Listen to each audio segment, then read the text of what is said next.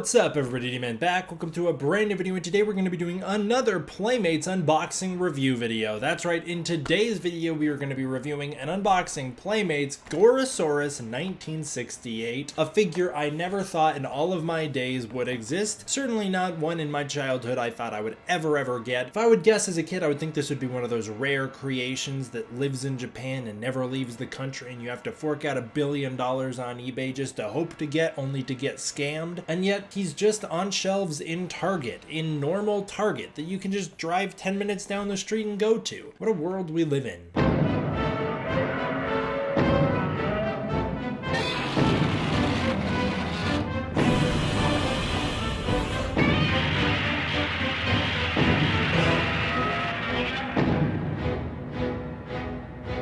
Hello everybody, yes, that's right, today we are going to be reviewing Gorosaurus 1968. Now, it is important to mention that this is not Gorosaurus' first appearance. This is Gorosaurus from Destroy All Monsters. Gorosaurus' first appearance was as a T-Rex substitute in King Kong Escapes, and that pretty much defined everything we know about the character. He's got his kangaroo kick, his big face, and then that's about all he has going on. Gorosaurus is a criminally underutilized Godzilla character, only appearing in King Kong Escapes, Destroy All Monsters, and if I'm not mistaken, our last time we see him is All Monsters Attack. I don't really remember any other Gorosaurus appearances, certainly no meaningful ones. I googled it, and yes, his last two meaningful appearances are both stock footage from Destroy All Monsters, and that's All Monsters Attack and Godzilla vs. Gigan. Looks like he's in a couple episodes of Go Godman, which of course means it's not Gorosaurus the character, but instead just the reused suit. Then he's in Godzilla Island, Godzilla Final Wars as a toy, and then Godziban. Who isn't in Godziban? I have no idea where I got the idea from, but when I was younger, actually when I was doing videos on this channel back in the day, I used to think Gorosaurus was the Showa era version of the Godzillasaur. I thought that's why the name was kind of similar, Gorosaurus, Godzillasaur. I kind of thought that Gorosaurus was supposed to be the Showa era versions of what happens if you don't radiate Godzilla. This was a not radiated Godzilla. That's not true.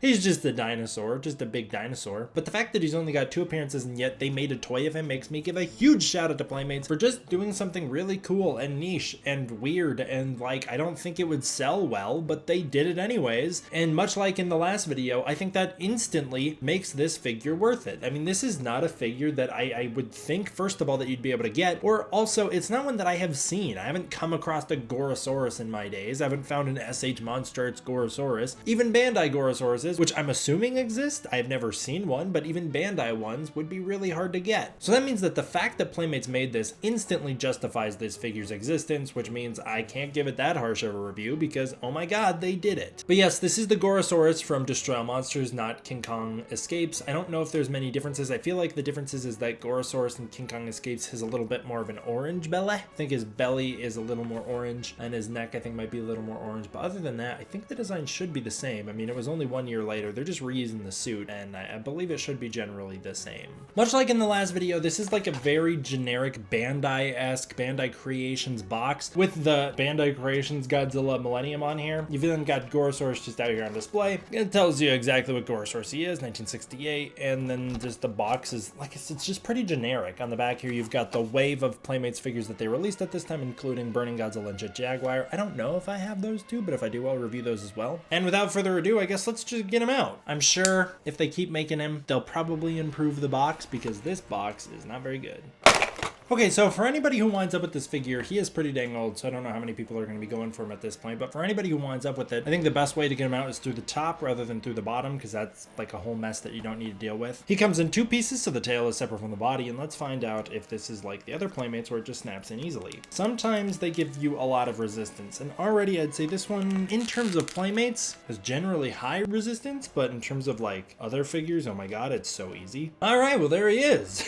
The Playmates Gorosaurus is a cute little guy. I think they've done a really good job capturing this generally fairly silly design, and they've brought it to life in a way that I think looks really good. I think the sculpt is pretty great. He's got a very nice pose. He looks very Gorosaurus right off the bat. I mean, he's instantly recognizable. I like his pose quite a bit. He's gonna look great on a shelf, and he's pretty well detailed. Now, Playmates does have the thing where the face is a little less textured than the rest of the body, which I guess is par for the course for them, but they've done a good job. You know, they've got the bumpy ridge textures. They look different than the textures around the eye. eye. He's got a nice eyelid. Teeth aren't individually sculpted, but I do like that they're painted pretty vibrant so they stand out from each other. No tongue though, which is a little disappointing. If you're gonna have a mouth this big, open this wide, you should have a tongue to back it up. And I like all the wrinkles throughout him. I think they've done a great job with that, especially as you move down into the belly and the arms. They've got a lot of great wrinkling and detailing in here and on the back as well, and it really helps to support this design and really helps to make it look like this suit. Going into the legs here, again, it's not just flat texturing. You've got these kind of ridge details in here and a lot of depth, and there is a lot of texture here. And I like the way that he kind of rumples up the closer to the foot you get, just like the Gorosaurus in the movie. And the feet look pretty good too. I also like that they have a textured underneath to the tail. It's something that a lot of companies really skimp on, is the underneaths of the tail. And I like that he's got the clearly defined parts of his tail where it just gets smaller and smaller and smaller. That's good stuff. They've done a really good job with him. I think where you kind of fall apart is in the articulation. I don't think the articulation is the best, and that is a downside of this sculpt because they have done a pretty good job with the sculpt. Again, I like the pose, especially the tail. He's doing the Godzilla tail flick, which if you've watched my toy videos, you know I love it when a tail does a little flick, and his does the little flick. I like that a lot. Not only does it save shelf space, but it gives it a more dynamic pose, and it also, I just think, is a more interesting thing to do. It's not just flat, and I like that his kind of goes up and then down. There's so many ways you can do it. You can curve it or you can do whatever. I like it. I like what they've done here. As a result of what I consider to be a fairly great sculpt, you do run into some articulation issues where some of the pieces that articulate don't articulate to the best of their abilities. Some of them do. Like the arms are good. You do kind of run into an issue if you try and raise his hand while his face is too close to it. His hand is going to bump into his face. I'm sure this one's similar, where if you move his head just right, his hand will bump into it. And the legs can kind of give you a bit of trouble where if you want him to do the Gorosaurus kick, they'll kind of bump into each other. Also, one thing I don't love about this sculpt is I don't love the untextured feet. I don't love the bottoms of the feet being untextured, and I always hated that as a kid. But the feet kind of can bump into each other at times and can get a little awkward to move around, so that's not always the best. The tail's pretty good. It's super easy, so it just moves around a lot. The problem is, like, when you're shifting the tail, it's going to create this gap here where you're going to see these flat pieces, so you can't really pose him in a way other than he's meant to be posed, otherwise it'll look a little weird. Also, you run into the issue where his back spines will no longer line up with his tail spines, so that'll look silly. And also same with the underbelly, how he's got that lighter colored underneath and the green on the outside. Those won't line up either. You really run into issues with the head here, where whenever he looks side to side, you're creating these massive flat gaps all over him where it just doesn't look the best, does it? It's a little distracting and doesn't look great. And again, I think that is the result of them giving him a generally fairly movie accurate design where that head is just so big. There's really not much of a difference between the neck and the shoulders. The neck just kind of becomes the body with this guy. One thing that I do think that they kind of mess up with the sculpt is the way that the head and the body line up. And this kind of is a paint issue, but from what I'm seeing here, it's more of a sculpting issue. Now, there are two ways you can line up his head, and I would prefer to line it up so that the spines are lined up because I've always thought that just looks more aesthetically pleasing. But then when you roll him over, his underbelly doesn't line up. Not only is the paint a little off, but as you can see, the sculpt itself is a little off. It doesn't look the best. So you kind of have to turn his head like this, but now you're opening up a tiny little gap there. And then on the back, now he's no longer lined up. So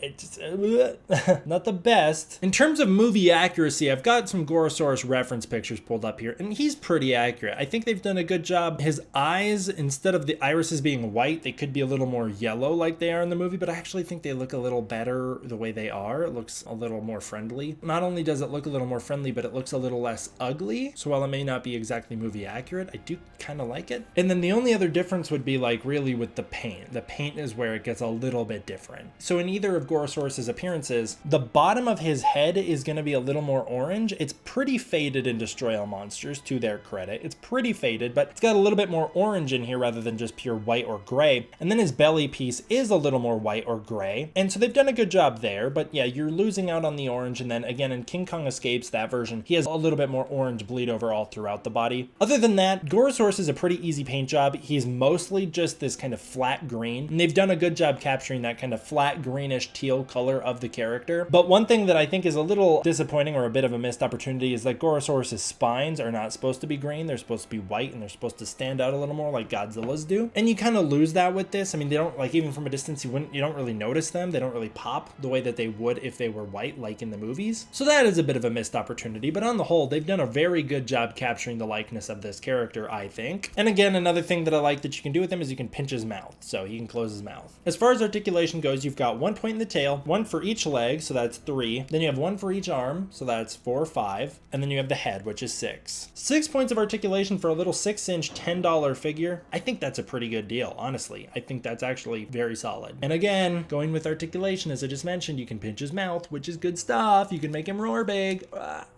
And then you can stick him in his little kick pose, which is important for this character because it's about the only cool thing he can do. To give some quick comparisons, I was struggling to figure out who to compare him to. I don't own a Showa King Ghidorah, so I have to use I believe this is the Bandai Creations King Ghidorah 2001. I have to compare him to this guy, so you can see the two of them together. Of course, King Ghidorah is, in my opinion, actually Gorosaurus' more iconic rival. I know King Kong is his introduction. I know that his big featured fight is with King Kong, and that's what most people tend to remember him for. But nothing will ever top the drop kick for me, where Gorosaurus gets the coolest. His legs pop off, I should mention. They pop off pretty easily, but they do snap in super easily as well. But Gorosaurus gets what is, in my opinion, one of the two coolest moves in that movie, where he gets to jump up and drop kick King Ghidorah. Nobody else in Godzilla history has truly gotten a drop kick on King Ghidorah that is that insulting, and I love that it gets to be the random Gorosaurus who gets to do it. There's that move, and then I really like when Minya chokes out Ghidorah's head with his puff ring. That's cool stuff.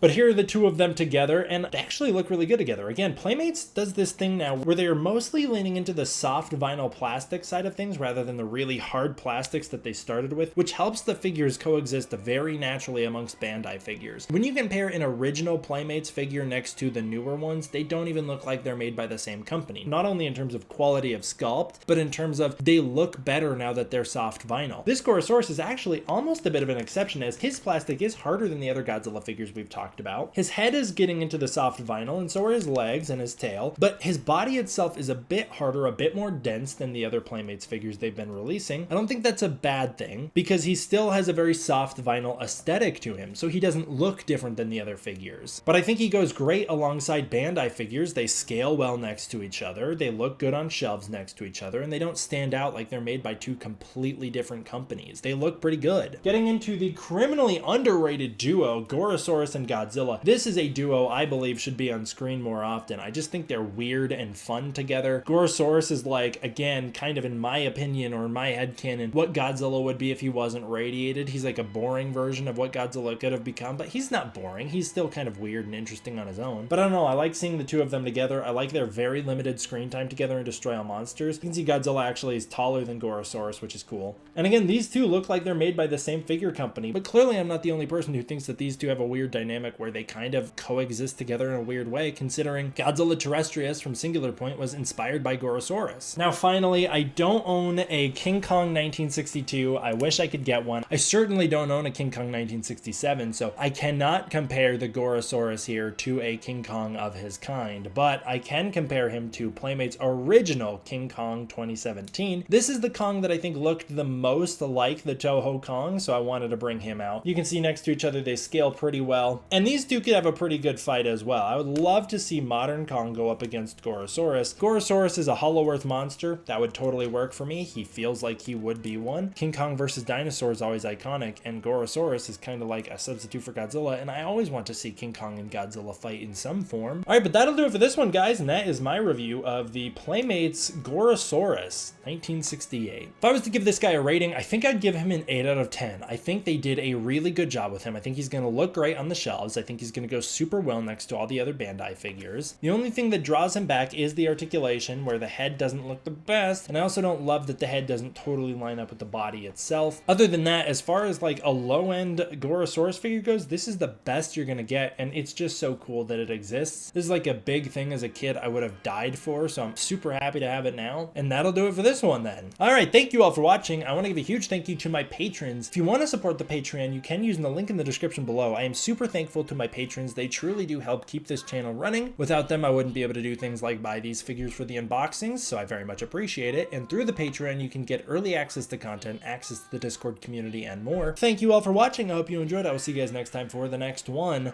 D-Man out.